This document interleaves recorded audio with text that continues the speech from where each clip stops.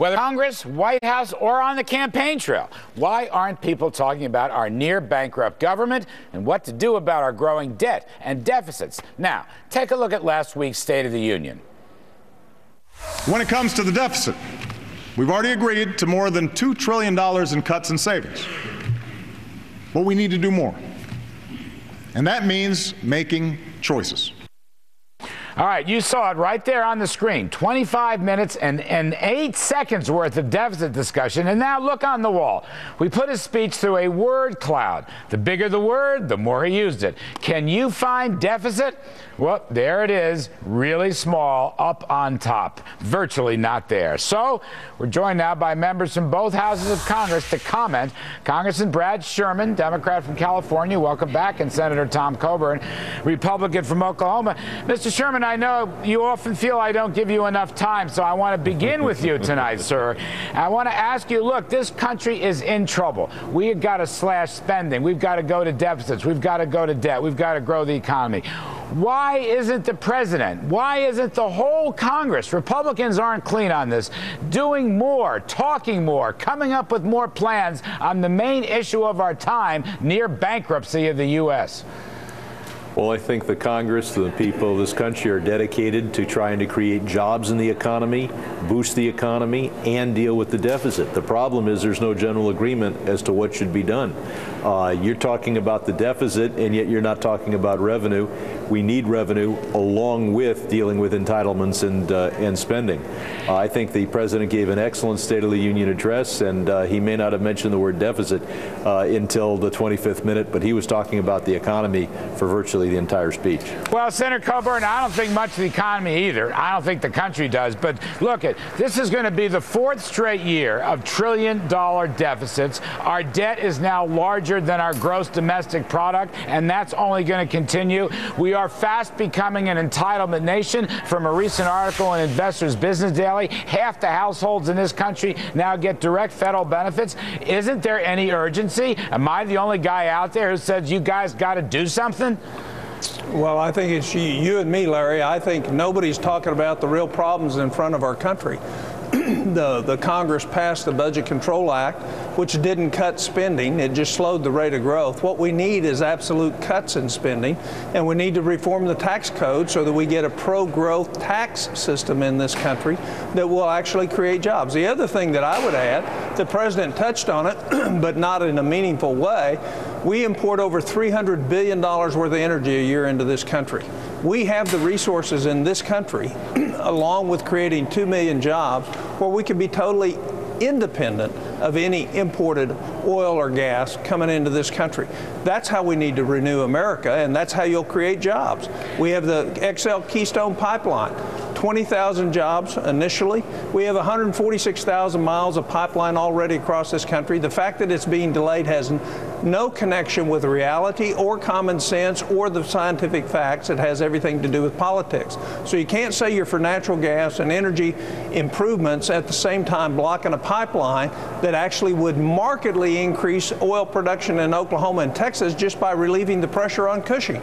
Well, I agree with all that, but let me go back to Brad Sherman. Brad Sherman, where's the urgency to get some derivative of Simpson Bowles? Something like $4 or $5 or $6 trillion worth of spending cuts, which will take down the baselines for debt and deficits. And I want to add Simpson Bowles and Paul Ryan. This is the kind of bold action we need, Brad. The whole country's waiting for it. And so far, Washington is asleep. It's asleep at the wheel. We need bold action on revenues as well. The way we tax multinational corporations is we let a company design a television set in Japan, make it in Taiwan, sell it in the United States for a huge profit, and then the company says we made all the profit on that transaction in the Cayman Islands. I think we need bold action to recognize at least $1 trillion in revenue over the next 10 years by having a different system for determining the taxation of multinational corporations. But Brad Sherman, we've talked about, I'll get you $1 trillion by getting rid of tax expenditures, all the loopholes and all the special exemptions and all the corporate carve-outs. I'll get you that. But about it. The president didn't spend any time talking about tax reform. He didn't spend any time talking about entitlement reform. He didn't spend any time talking about Simpson Bowles. That's what's got me up in arms, Brad.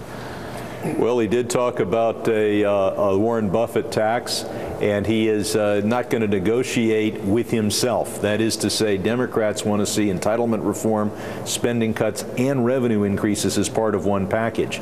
The position of so many Republicans is, Democrats, you take the Republican position, you cut spending, you cut entitlements, and then do it again, and then do it again, and then we'll continue not to talk about revenue.